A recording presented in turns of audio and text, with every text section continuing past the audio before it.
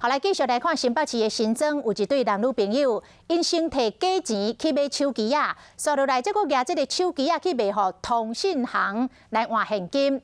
这警方经过定的追查，抓到这对男女，讲伊嘛真有可能有卡到其他假钱诈骗的案件。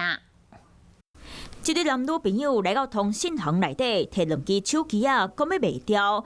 踮家检查手机的时阵，因就徛伫咧边啊，哪开讲哪等，亲像一般人客共款。不过其实因要卖手机啊，是用假钱骗来。这对男女朋友准备6万块的假钱，去新庄买手机啊。手机啊摕到了后，就紧翘倒摆走去。